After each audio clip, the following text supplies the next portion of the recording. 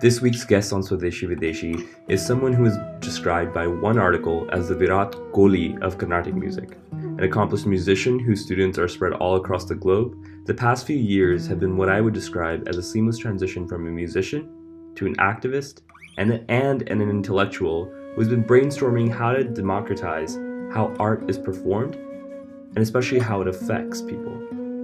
This, of course, has come with its own pushback. I'm super thrilled to discuss all of this with my guest today, T.M. Krishna. Sir, it's a pleasure to have you. Pleasure to be here. Thank you very much. So I want to start off really quickly by telling you a bit about my background, which has nothing to do with Carnatic music. And I have a very limited understanding of it, but I think that reflects significantly on the barriers and the boundaries that you're crossing as well. To someone with very limited understanding of Carnatic music is following you, not necessarily for your music, but what you're doing with it.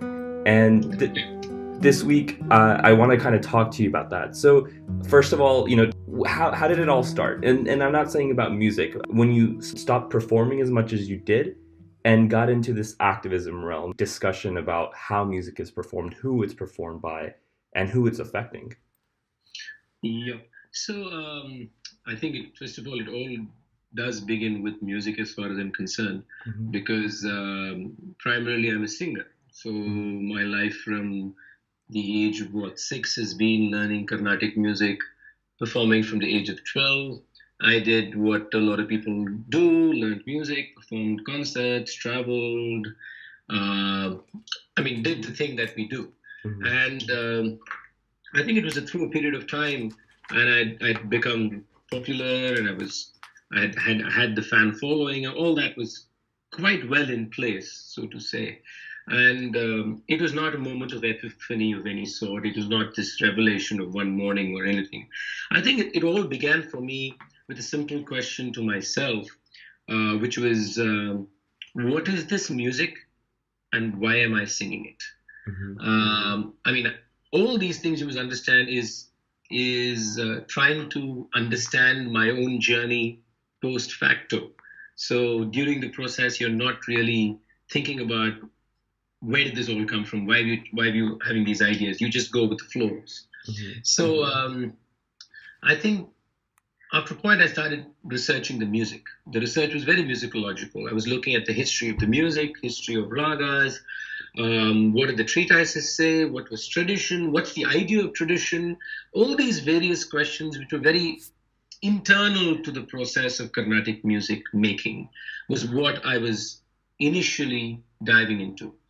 But fascinatingly, that, and most people think this is kind of dry, academic work, but it was not dry and academic work for me. It was very musical and very, very oral about actual singing, actual sound. And it raises very interesting questions if you look at it. For example, what is beauty? Is there a continuity to the idea of beauty? Who defines that idea of beauty? Is it only the holding community of an art form? So then the question expands and says, who is the holding community? Why are they the holding community? Where are the rest? Why are the rest not part of this aesthetic construction? At that point, the conversation for me was just about Carnatic music. So about why is the rest of society not involved in this aesthetic body? Who has been removed from this aesthetic body? So you'll find a musicological question is a philosophical question, it's a political question, it's a sociological question. And for me, that's how the whole process expanded. And then it doesn't limit yourself just to the high horse of the classical. And that's a word I've completely disowned. I think it's an artificial construction, classical and folk.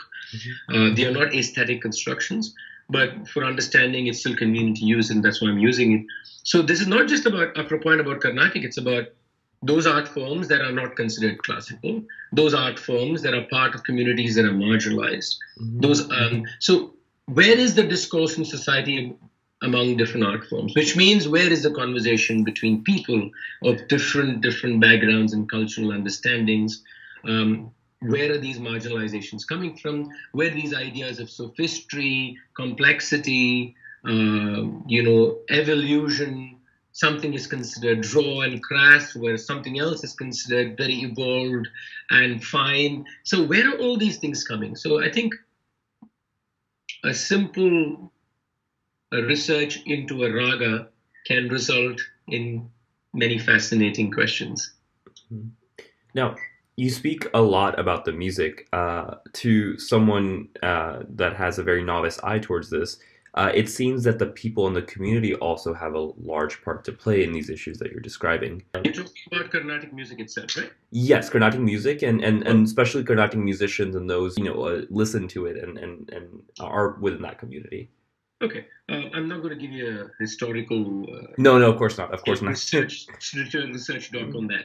But the point is, Carnatic music today, at least for the last 100 years, has been practiced, patronized, and listened to by Brahmin community in South Indian Brahmin community. The practitioners are from the same group, and for those who don't understand Brahmin, it's a caste. I'm just trying to be more clear. Right. It's the upper caste community, but within the upper caste, it's more the Brahmin. And I would expand and say the Brahmanical, which is more an ideational, sociological idea.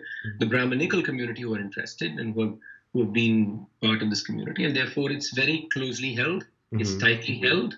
Membership is not easy.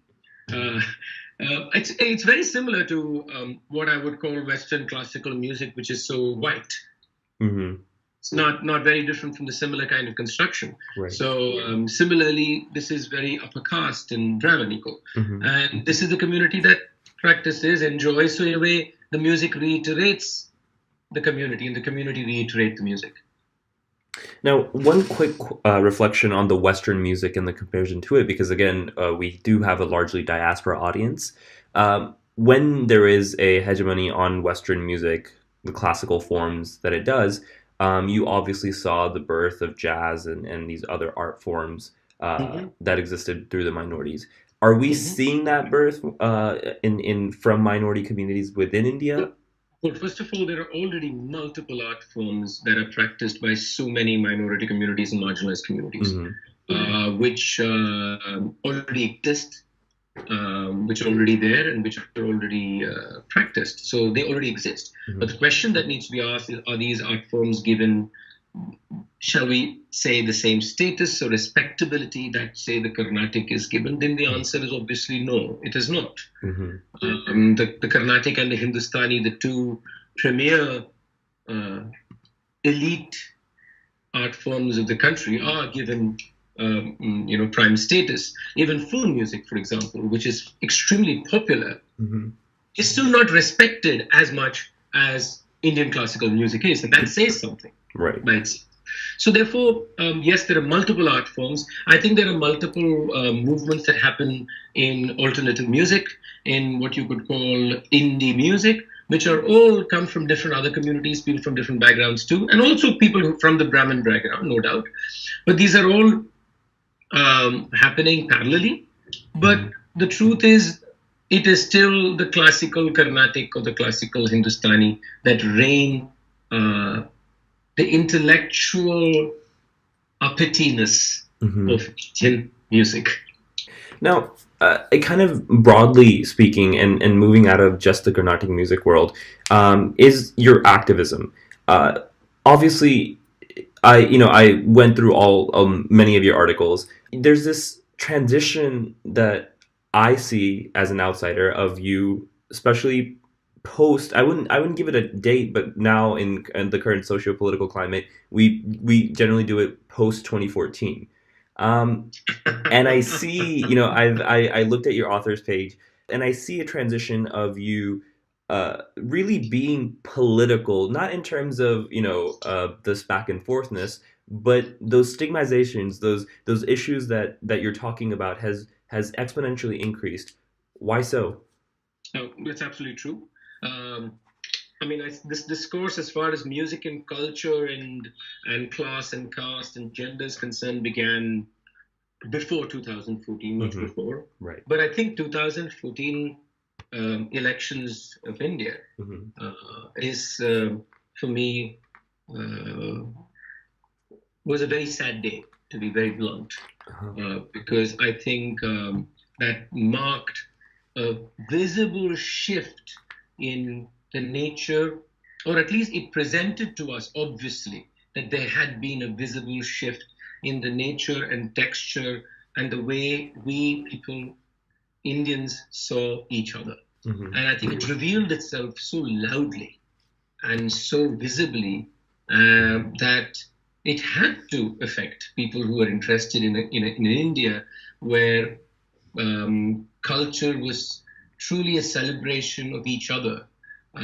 Culture was truly a way of seeing each other as beautiful people for who we are. Mm-hmm. And I think all that started shifting from 2014 under the present Narendra Modi government. Right. And I think the shift is obvious to see. I mean, anybody who's been watching India will see it. Mm-hmm. And therefore, and it's interesting that my discourse was a critique of a very similar thing that the BJP is trying to propagate in this country, mm-hmm. which is a very upper caste notion of India, a very upper caste notion of Hinduism itself, mm-hmm. and a bulldozing of every other identities within the Hindu identity and beyond the Hindu identity, whether it's especially the people of the Islamic faith. Mm-hmm.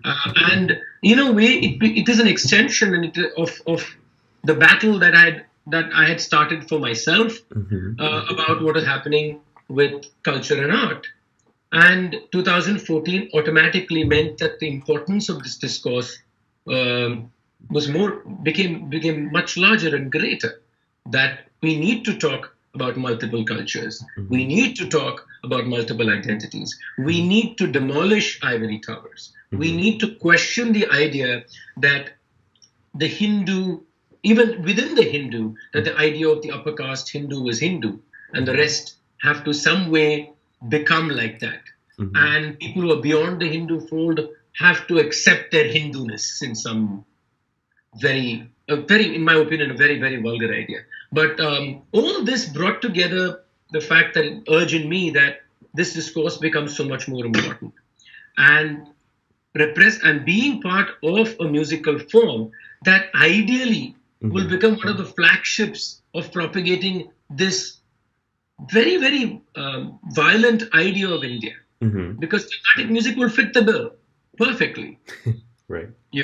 And Hindustani music will fit. We fit the bill. I would fit the bill. I mean, if I was not speaking all this to you, I would fit the bill. Right. And therefore, the necessity that this had to be directly confronted, I think, was the reason why you heard this discourse became louder. Right. And my political stances became more obvious. Now, there's just one point that I want to reflect on that you said, BJP's propagation of a Hindu, upper caste Hindu demographic.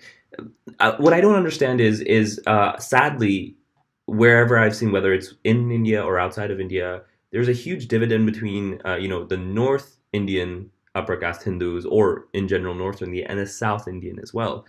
You reflected on an article talking about that you're accepted in North India as well as South India, primarily because of obviously the way you look, the way you talk, etc. How is the BJP, or how is this very right-wing sentiment making inroads that promotes a very fractional part of India rather than the community that it's surrounded by? To put it very simply and bluntly, mm-hmm. most of the Carnatic community and most of the classical music community mm-hmm. are behind the BJP. This is the truth. Okay. In South India. Mm-hmm. So the Brahmanical community are quite happy with this idea of India. They're quite happy that this idea of the Brahmanical notion of ritual, rite, belief, faith, prayer is the idea of the Hindu. And therefore, they're also celebrating the fact that we have such a government. And, what has been stunning is that I think it's also a failure of the liberal conversation here, mm-hmm. is that the present dispensation and its various tentacles have convinced upper caste India. They've convinced upper caste India that for the last 60 years, somehow their belief system was oppressed, or they were oppressed. Mm-hmm. They've convinced upper caste India that Hindus were not given importance and their faith was some way challenged. this is so much utter rubbish. But the fact is, when this feeling is already embedded in somebody, logic and facts are not going to change it. The question we need to ask is, how did we allow that feeling to be inserted? And how come people are convinced? These are very normal people like you and me, but they're convinced about this. And it's an emotional thing.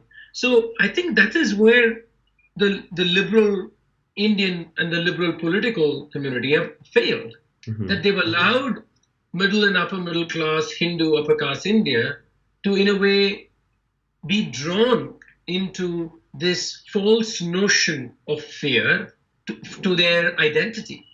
And I think that's what we are struggling with today, because we see this in social media.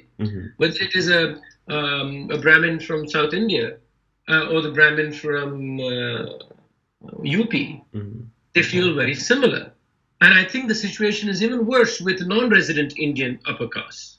No, well, I can't wait to get into the NRI stuff, and I'm saving that for the last. No. Okay, go ahead. But just a few more local questions, and specifically, is when you say the liberal order and the liberal elite, especially of India, what you said in your terms as well, the ivory tower that they exist in, has that been also a failure? Not just letting that anger come through, but trying to dispense that information that we believe in, this idea of equality, equity, etc. Them not being able to transcend the Ivy League somewhat, the ivory tower barriers to the common folk. Yeah, I think there is intellectual arrogance of the liberal that we can't.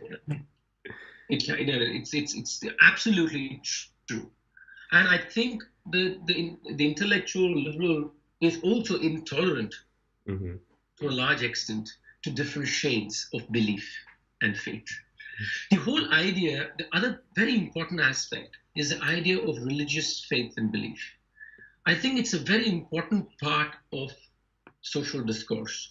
Whether you believe in a God or not is irrelevant to the power of belief. And therefore, I think a lot of times the liberal has blurred being liberal to the idea of being atheistic or being agnostic, and that's deeply problematic.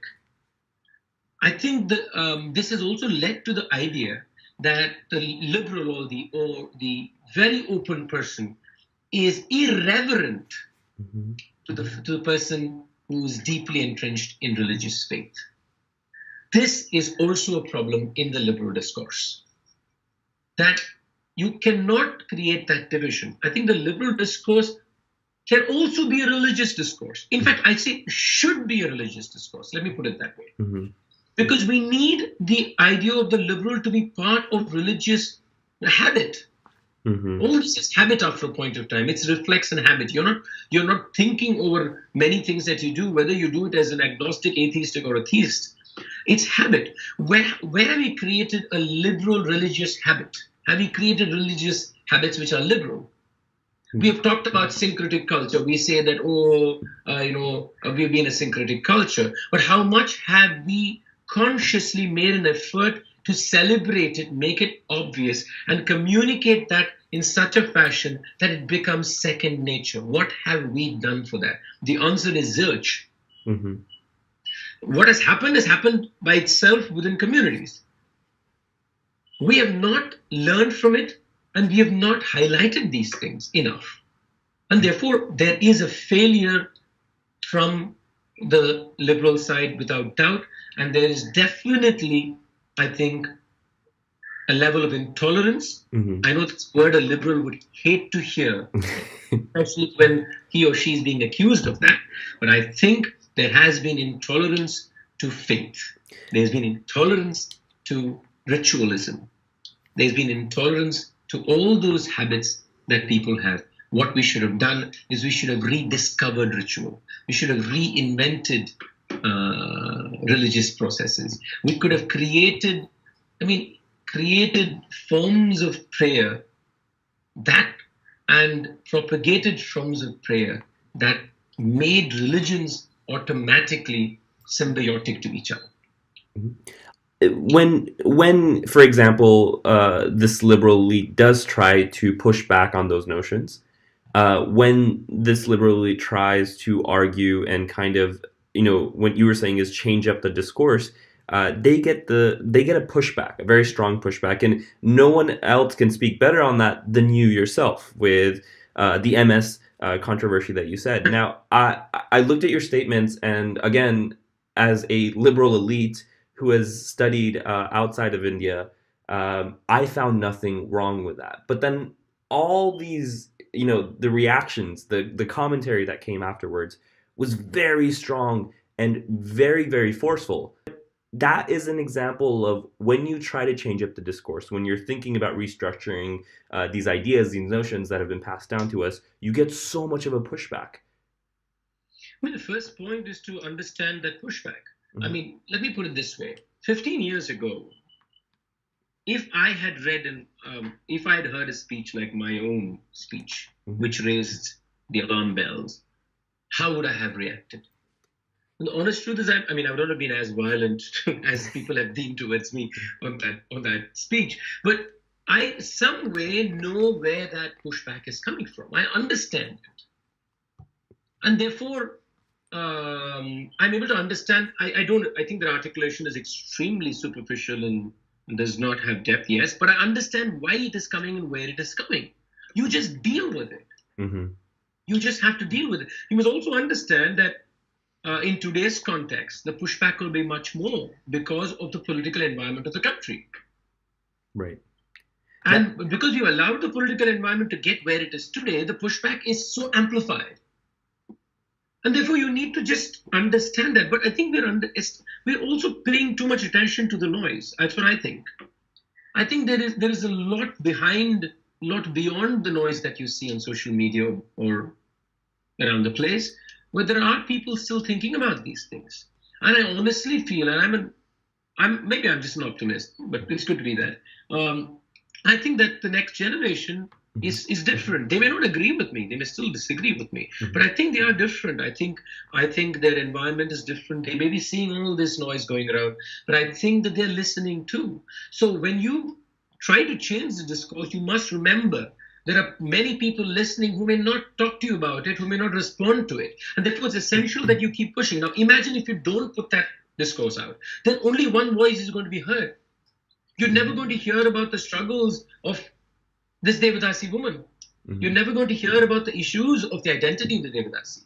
You're never going to hear about how it's so problematic to not discuss the transformation of this great personality. Are we willing to just let the hagiography go on? Let the sanitization go on? No, we cannot. Therefore, irrespective of the pushback, we have to tell these stories out there. We have to tell them loudly. And I think there are people listening. I would agree with that. People like me are listening to you, sir. I want to transition to something that I'm much more reflective about that I've seen, is the diaspora. As you know, this show is obviously based for the diaspora. And one thing is evidently clear is that while there might not be a true in-depth analysis of what's occurring back home within India, within the diaspora communities, there is a lot of interest. Whether that ranges from, the Carnatic music community or this community of very involved in the political scenario. The reflection by, again, a majority liberal crowd is the diaspora that's primarily right-wing or conceived to be right-wing. How do you, as what I would say and what I would term, and this is my own terminology, a very liberal musician, interacting with this right-wing diaspora? Well, honestly, it's been hard. Let's be very straight about that. I think, there's a certain demography of people who migrated abroad, mm-hmm. and who had the access, who had the ability to leave the country and make their life in another land. And I think that is what you're seeing in terms of the support that the right wing or anybody, just say right of center, okay, may not be completely right wing also, and you see that a lot of the discourse that is coming from people of definite cultural privilege, at least, no doubt about it. These are people from social and cultural privilege, and a lot of the people who left the country are from that background. So it has been very personally for me. I found it very hard many times to have conversations with a lot of this community because see, like any community that's transplanted to a different country where culturally they don't belong, I think what they have done is they've built their own identities of culture, and most of the times that's linked to religious belief, to ritual, to festival, etc., etc. Or even Carnatic music. Sorry? Or even Carnatic music as well. Oh, Carnatic music, exactly. Like Vedic classes, Carnatic music, Bharatanatyam classes, all the same, right? Right. So it's all part of the same thing, and and therefore, and I'm not judging that at all. I'm just saying that's in a way it's a very normal thing, right? So what they would have done at their household in India, they're doing in their houses abroad, pretty much that, right? So what has happened is they are very much in sync with what our present government is displaying as Indianness and Hinduness and ritual. And so conversations have been difficult. I think in fact, I can tell you, I found it much easier to have conversations with people with very heavy right-leaning in India rather than people with heavy right-leaning outside India. Right. It's much harder to have conversations with them. And it's fascinating the kind of stories they'll come up with. And I mean, it's another thing that always fascinates me is how caste blind many of these people are. It's so shocking. It's very interesting that they would be happy to discuss the African American issue and talk about the struggles of the African American and talk about affirmative action. But then you talk about reservation and the Dalits in India, and then suddenly they don't realize that it's the same story. And then suddenly it becomes about how they didn't get admission in that college because the cutoff was 97%, and that's the only understanding of caste that they have.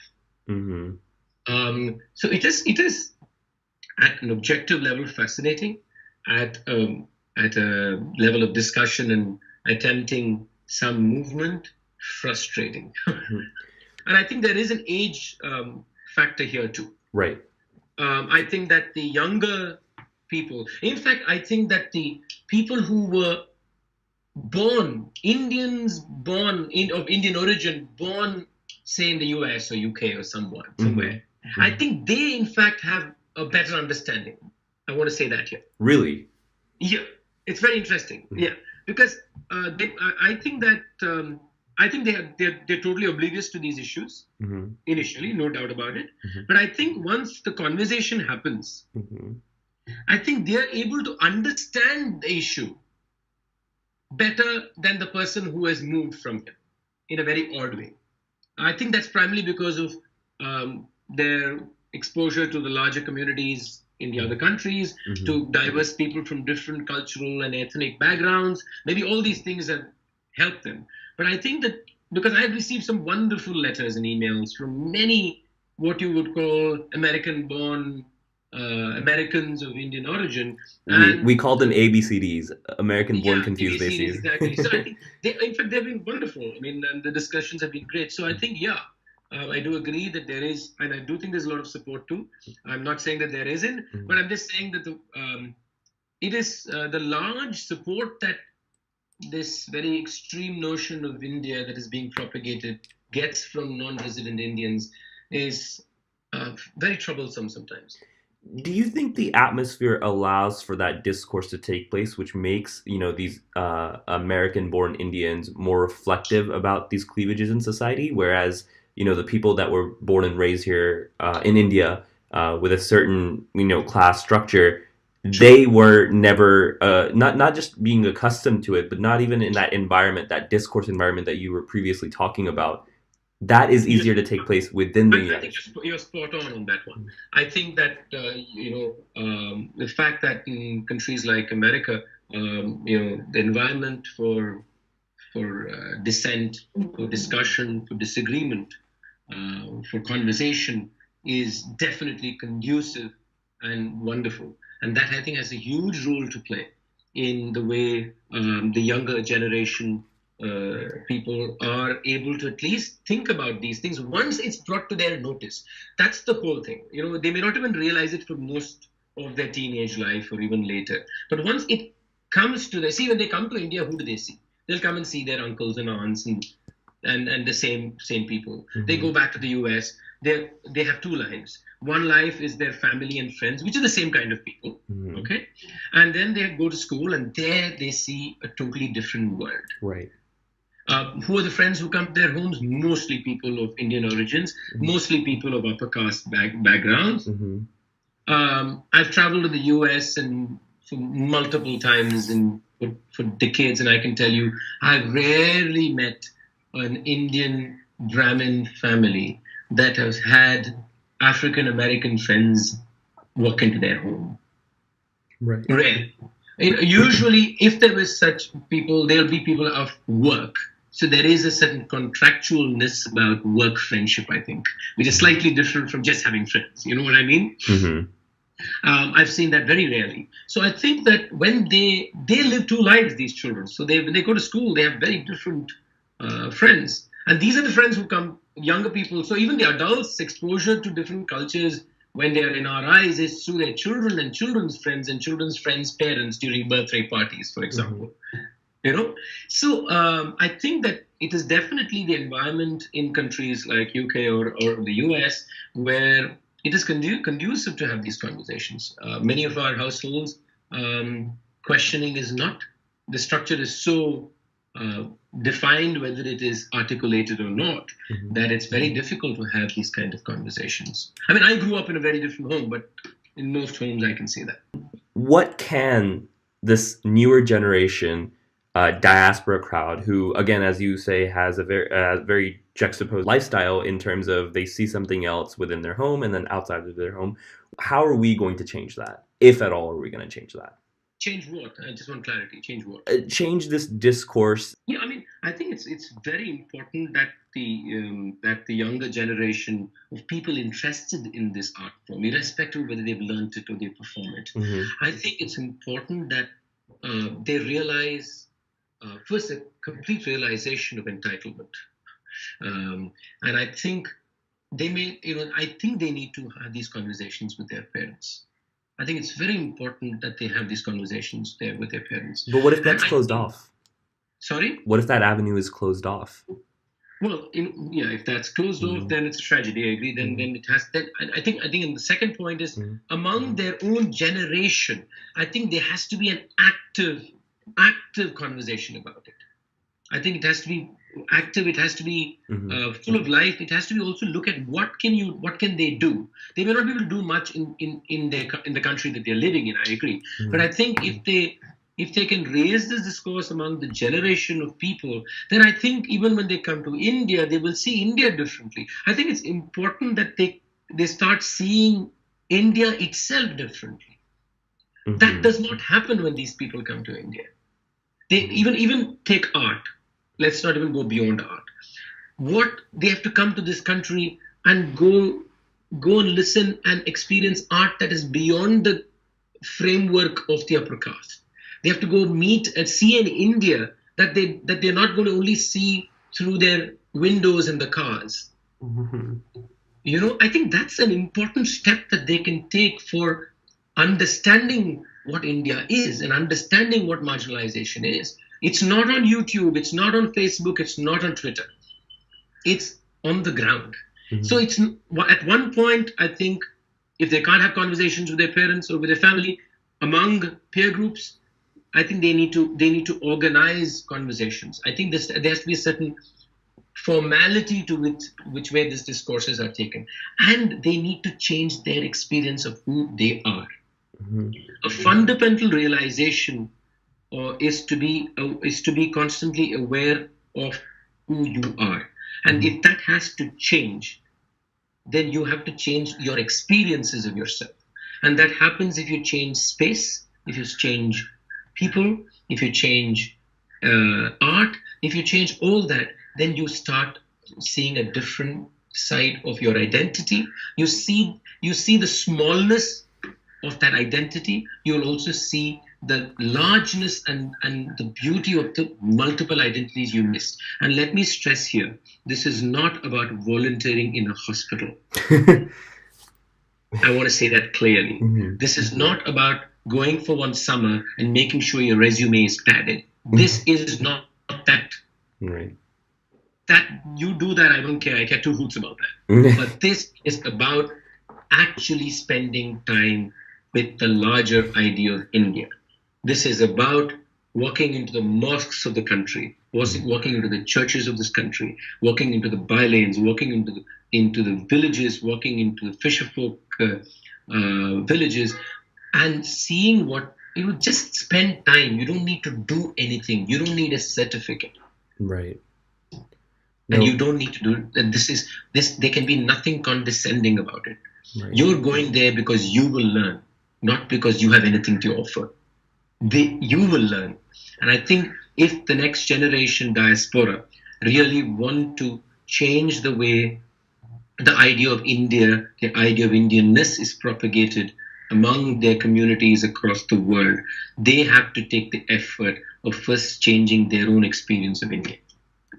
That's so well put. And the reflection of being an Indian in the space that you occupy, I think, needs to be a discourse that's constantly reflected upon. To end things, sir, my last two questions. There has been a lot of talk on social media and within these groups about what's taking place in Tamil Nadu now. I did write a column about it recently. Okay.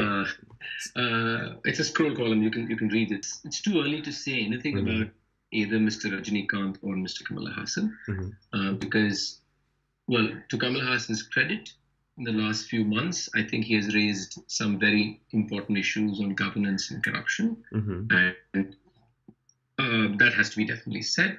In Rajinikanth's case, I'm bewildered by the idea of spiritual politics.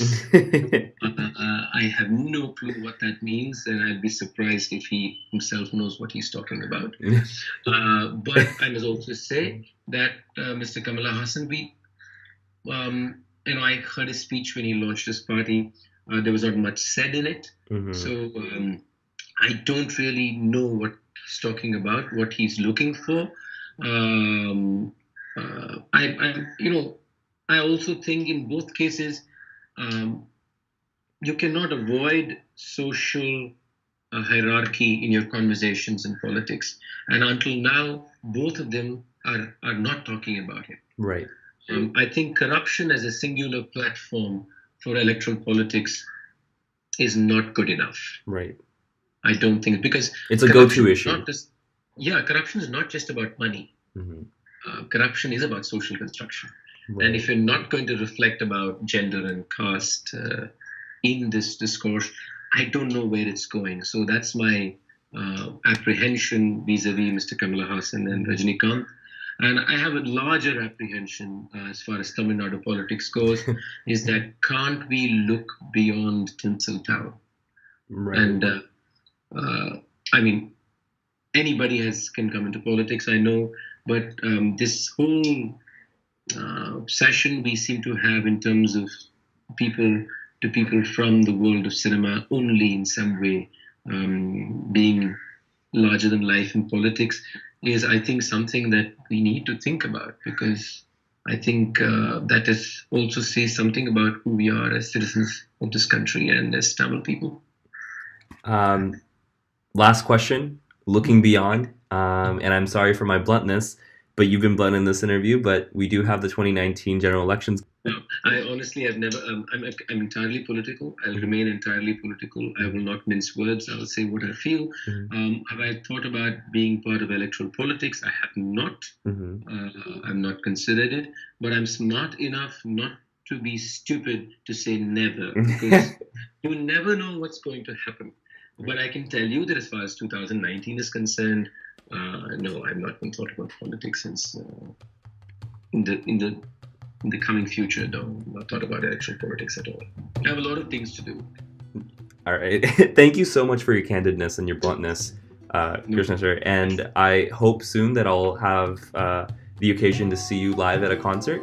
I know you're playing at Cornell very soon, and I wish you the Yes. best of luck. But thank you so much for coming on Pleasure. Swadeshi Videshi.